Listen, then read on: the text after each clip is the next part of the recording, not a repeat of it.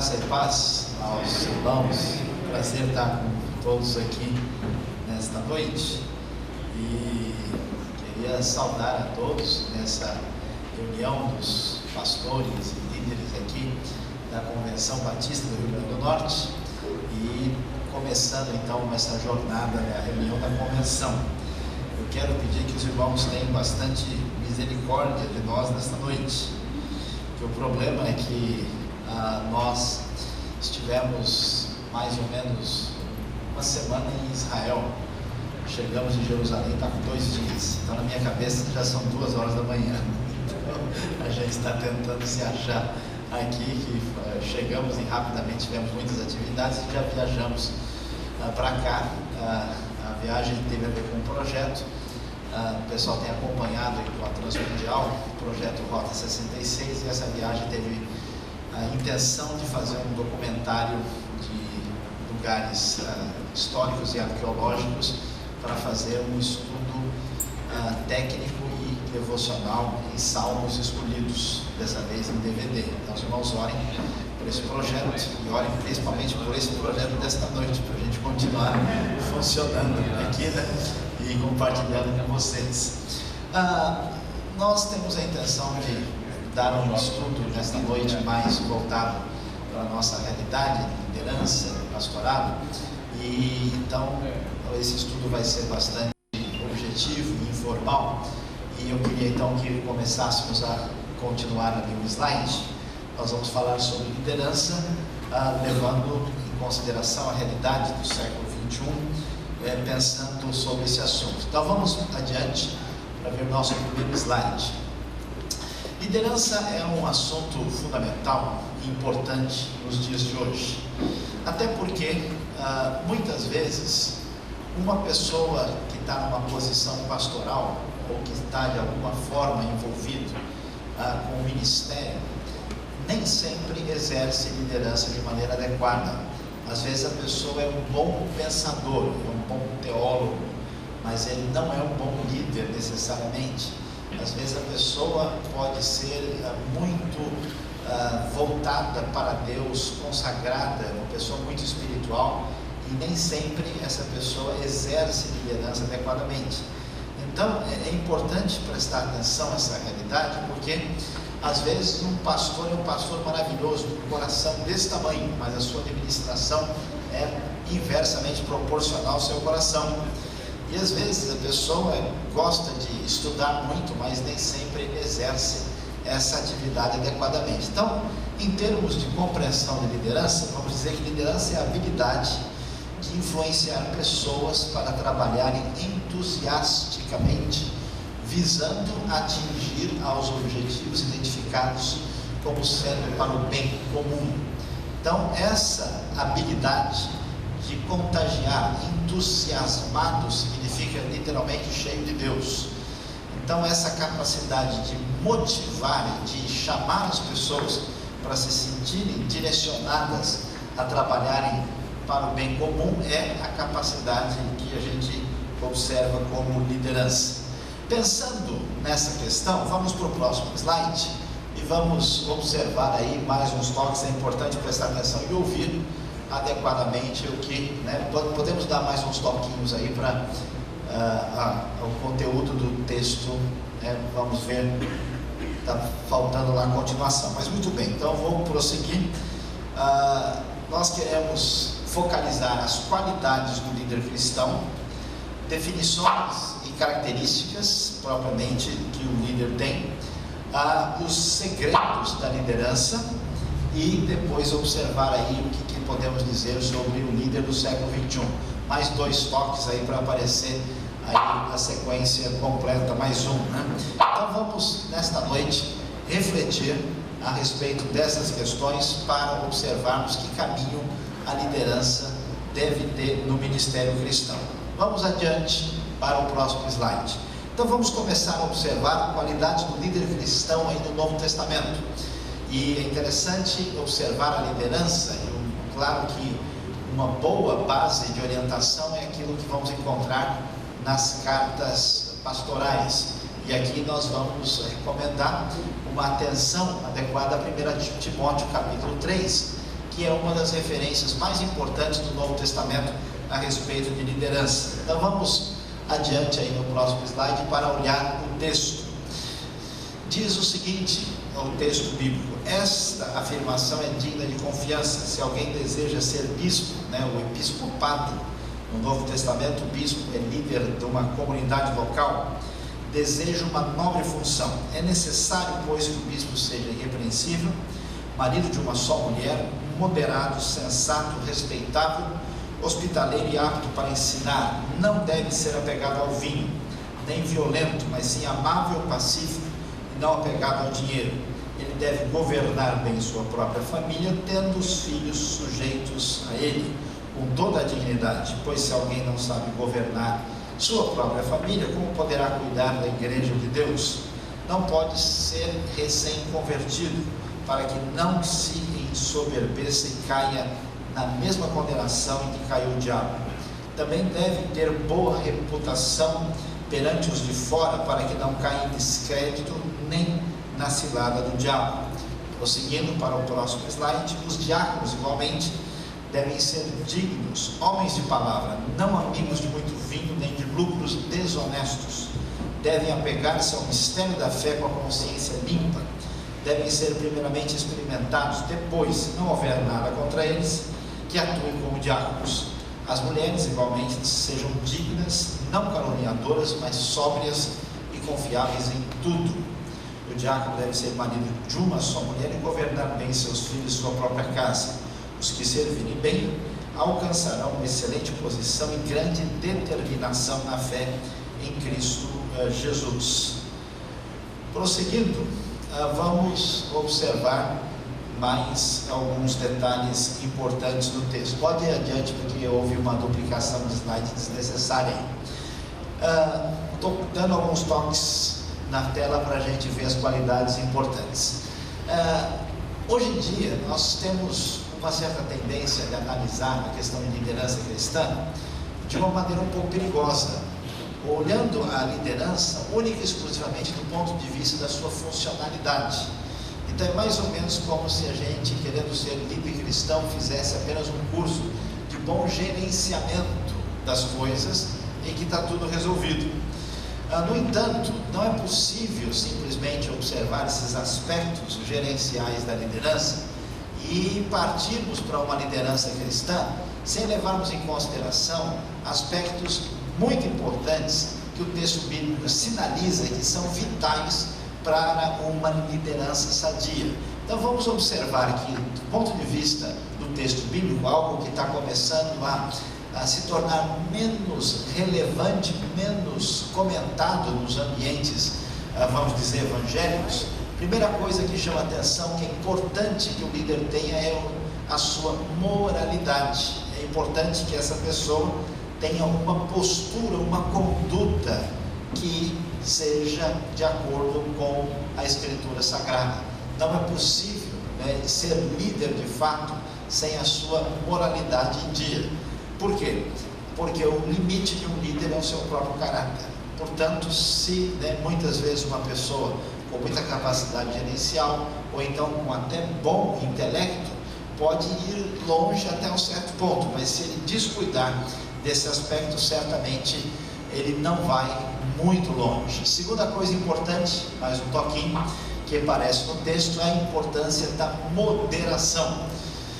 É interessante como a nossa educação nos dias de hoje não é uma educação que tenta nos dar mais virtudes. A gente passa pela escola por tanto tempo e aprende a desenvolver bem a razão e o intelecto, mas as virtudes não parecem ser muito grandes. Basta passar em frente a uma faculdade à noite, a gente descobre que o pessoal que está quase se formando para decidir o futuro da nação nem sempre parece tão virtuoso do ponto de vista fenomenológico assim, imediato, quando a gente vê o que está acontecendo ali.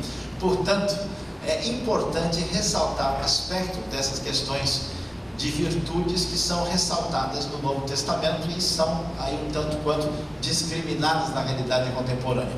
A moderação diz respeito a essa capacidade que uma pessoa tem de ser equilibrada, sem ser dada a excessos. há pessoas que, por definição, são radicais e extremistas em quase qualquer situação em que elas se encontram, às vezes por um lado e para o outro. Então, uma pessoa que está numa condição de liderança, ela precisa manifestar uma maturidade emocional. E a maturidade emocional se apresenta quando a pessoa tem uma atitude moderada na maneira de agir, com respeito às questões do dia a dia. Ninguém vai muito longe se a pessoa é exageradamente impulsiva. Pastor logo se queima, ou como diz o pessoal, queima o filme, quando vai assumir uma liderança e ele reage muito rápido, é igual o sujeito que joga futebol, ele chuta para o lado que está virado, do jeito que a bola vem, ele devolve, ele nem dá uma parada para ver se tem alguém para tocar, do jeito que vem é a coisa. Então essa falta de equilíbrio é um problema, e por isso moderação é algo importante. Prosseguindo, a próxima qualidade que se destaca nesse texto de 1 Timóteo 3 é a ideia de sensatez. Ele deve ser sensato. A ideia de sensatez está ligada com sobriedade, da pessoa que age de acordo com princípios e com a percepção adequada da realidade. Como é que a gente toma decisões na vida, decisões na área de liderança? Alguém pode tomar decisão conduzido pelos outros. Alguém pode tomar decisão no calor de um momento, sem devida reflexão. E o texto vai mostrar que a sensatez, a capacidade de esfriar, de prestar atenção, de raciocinar, pelo menos a médio prazo, para tomar decisões. Então observem que a questão da liderança envolve muito mais do que treinamento intelectual ou um coração muito grande. Envolve uma capacidade gerencial ligada a uma maturidade emocional. Quando essas coisas não estão amadurecidas, nós sofremos no nosso caminho de líder. O que mais? Nada mais importante do que um bom nome. Nada mais importante do que ter a ficha limpa. Nada mais importante do que estar numa situação tranquila, na redondeza, no bairro, na cidade onde você está. A respeitabilidade é um aspecto fundamental da liderança, porque como a liderança é a arte de exercer uma influência sobre os outros para motivá-los, se a pessoa, vamos assim dizer, perdeu o respeito, é claro que a sua liderança está prejudicada. O que mais? Olha que coisa interessante. Hospitalidade. Hospitalidade é a capacidade da gente perder da nossa individualidade em favor do outro. Alguém já disse que a melhor definição para o pastorado é que pastorear é a arte de engolir sapo. Ou seja, muitas situações a gente simplesmente não sabe como agir, não existe no manual, a situação é imprevista e você tem que tomar uma decisão, se você vai priorizar o seu conforto, a sua posição, a sua pessoa, ou você vai conseguir lidar com a circunstância. A hospitalidade significa estar aberto para a invasão do outro no limite da sua individualidade. Então, é importante a gente perceber essa circunstância, e se alguém quer ser líder conforme o Novo Testamento, essa ideia está envolvida. E que mais? Pacífico, ou seja, é a pessoa que consegue fazer com que o pessoal parta para a turma do deixa disso.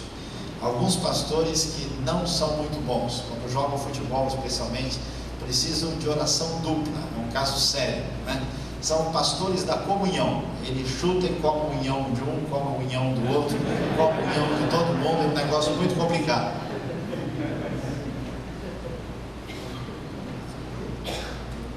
Isso pode ser um problema mais sério para algumas pessoas por causa da sua personalidade, questão de temperamento, assim por diante.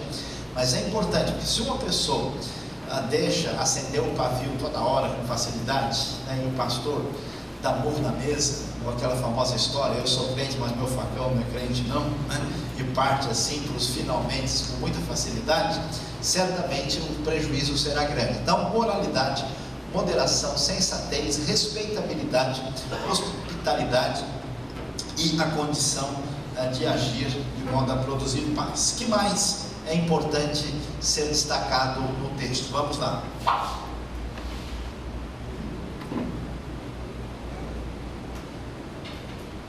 Vivemos num mundo muito complicado, que é um mundo que ensina uma espécie de ideologia de que a vida é melhor e faz sentido se nós nos preocupamos com a realidade puramente material e imediata. Quanto mais bugigangas a gente tira do shopping e leva para casa, de acordo com a sociedade contemporânea, a gente fica mais feliz.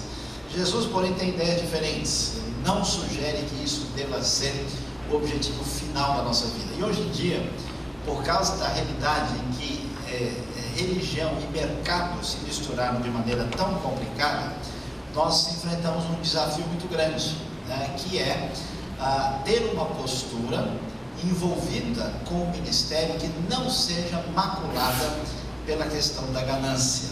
Às vezes, meus amados irmãos, é complicado. Tem pessoas que abertamente, eu soube de um sujeito que fez um curso de teologia, foi convidado depois para trabalhar com a igreja, e aí eu sei que a questão financeira ficou meio complicada, não se tomou uma decisão, e depois a igreja ofereceu um valor X para que ele pudesse ajudar, e ele disse então o seguinte como resposta: para ganhar esse valor aí, eu poderia continuar trabalhando assim, não precisava nem ter feito seminário.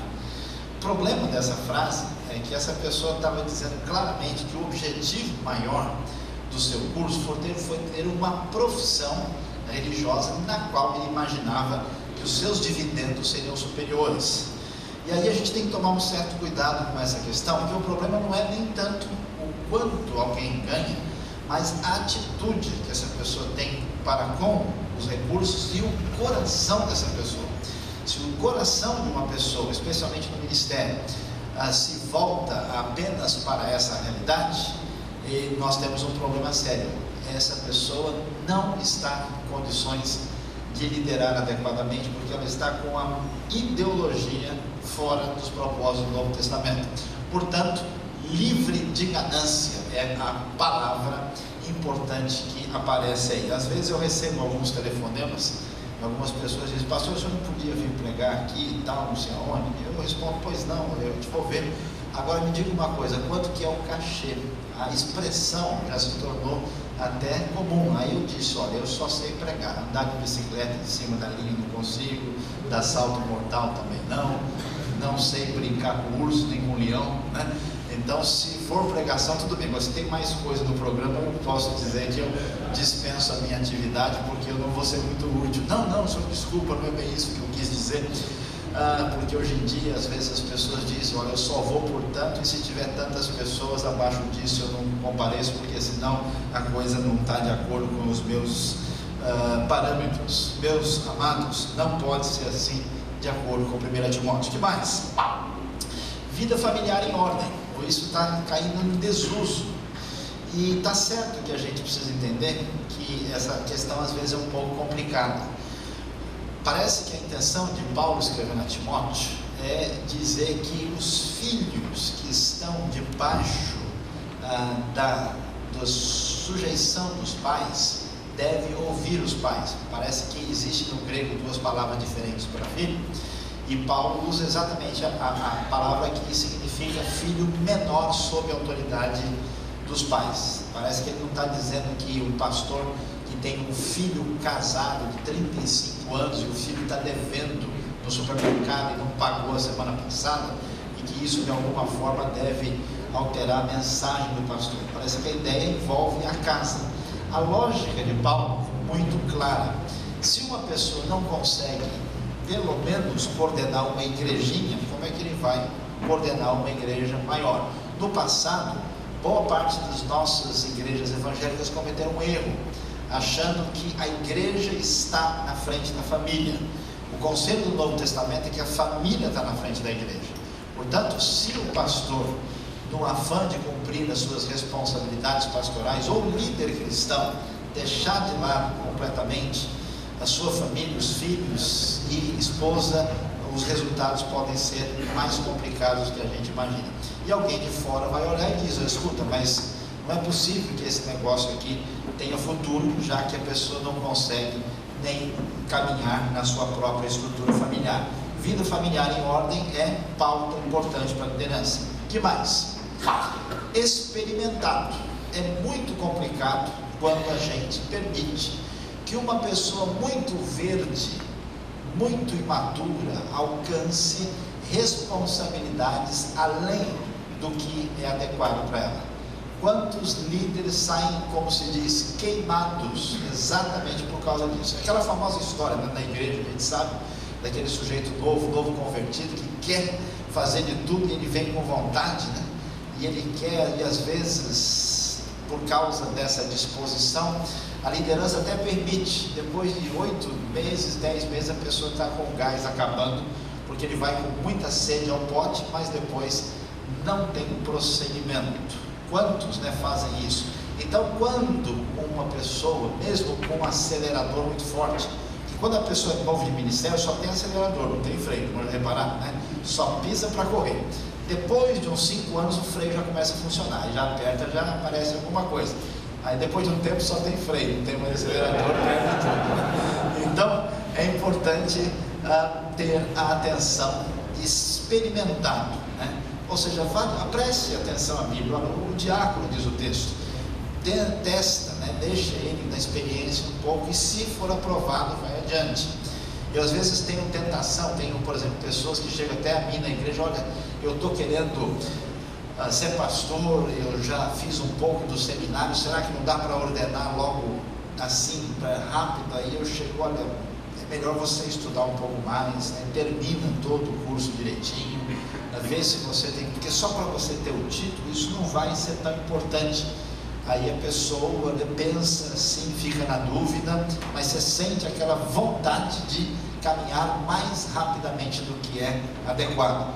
O líder deve ser experimentado para que ele possa prosseguir adequadamente. E também boa reputação. Aí mais ou menos o mesmo conceito que vimos anteriormente de respeitabilidade, sendo que principalmente a boa reputação é mais usado no texto para os de fora. A respeitabilidade é algo mais geral, muito importante. Hoje em dia eu fico às vezes em dificuldades, né? Porque a gente passa por aí e às vezes eu demoro para dizer para uma pessoa que eu sou evangélico e que eu sou pastor, né? Porque deixa primeiro ele conversar comigo, confiar em mim, depois a gente conversa sobre o assunto. Porque infelizmente, né, as coisas se complicam. Então às vezes quando eu chego e falo: não, eu sou batista, já sou assim uma coisa meio diferente, né? E olha, o batista é diferente de muita coisa que você andou vendo na mídia, uma outra coisa. Ah, é? Então como é que é isso, né? E a gente então procura encaminhar a percepção da realidade de modo adequado, porque, né, a boa reputação está manchada. O que mais é importante para um líder na perspectiva do Novo Testamento? É importante que o líder seja capaz de ensinar. É muito impressionante quantos líderes hoje de igrejas batistas e não batistas não são capazes de ensinar nada. Algumas pessoas só faltam escrever Jesus com G e salvação com C cedilha. Tal é a situação. É como o sujeito, o pastor, que chegou um dia lá na igreja, foi lá na classe dos juniores, a professora saiu e ele encontrou o menino lá e virou para o menino: Joãozinho, me diz aí, quem foi que derrubou as muralhas de Jericó? O menino assustou, né, regalou os olhos e falou: pastor, não fui eu não. Não fui eu não, deixa eu ficar tranquilo. Não fui eu não. Ó, vem olhar para mim que eu não sou culpado, eu não fiz nada disso. O pastor ficou assustado, chateado. A professora voltou e ele virou para ela e falou: a senhora acredita que eu falei com o Joãozinho? Perguntei quem foi que derrubou os muros de Jericó, ele me respondeu que não foi ele. A professora, mais do que de pressa, falou: pastor, o menino pode ser levado, ele é espoleta, ele apronta muito, mas mentiroso ele não é. Se ele falou que não foi ele, é porque não foi não. Aí o pastor, muito chateado, aborrecido, sem saber o que fazer, saiu dali. Daqui a pouco o diácono encontrou, viu ele pesaroso e tal. E ele falou: pastor, o que houve? E ele contou a história. Não acredita que eu falei isso para o menino? Ele me respondeu assim. Falei com a professora, a resposta dela foi que o menino não é mentiroso. E senhor, vamos ver como é que está a situação da nossa igreja. Aí o diácono falou: pastor, eu não sei não, eu não confio desses meninos de hoje não. Acho que esse menino também, se eu fosse o senhor, apertava até ele contar a verdade. O pastor já não tinha mais por onde escapar, desesperado, apavorado, até que ele ficou no gabinete e entrou o tesoureiro viu ele cabisbaixo. Pastor, o senhor está bem? O que houve? Está passando mal? Algum problema? O pastor contou toda a história para ele. O tesoureiro sorriu, falou: pastor, fica tranquilo, não esquenta a cabeça não, olha, me dá boa notícia do senhor. Esse mês os dízimos entraram tudo direitinho, a oferta aumentou bastante, olha, nós tivemos uma entrada 50% maior. Fica triste não, pastor, qualquer coisa a gente reconstrói esses números. Então, é complicado. Meus amados irmãos, a história é engraçada, mas é triste. Nós precisamos voltar à Escritura Sagrada. É preciso estudar a Bíblia. De qualquer maneira, é importante ter condições. Às vezes uma pessoa tem uma função na igreja, uma função meramente decorativa, mas você não é capaz de dizer, sei lá, explicar um texto de 1 Tessalonicenses, capaz de ensinar. Interessante que no grego, se capaz de ensinar significa também ensinável. A palavra ela é dupla, mostrando que quem não está disposto a ouvir dificilmente terá condições de ensinar. O que mais? Domínio próprio. Vamos lá, mais adiante.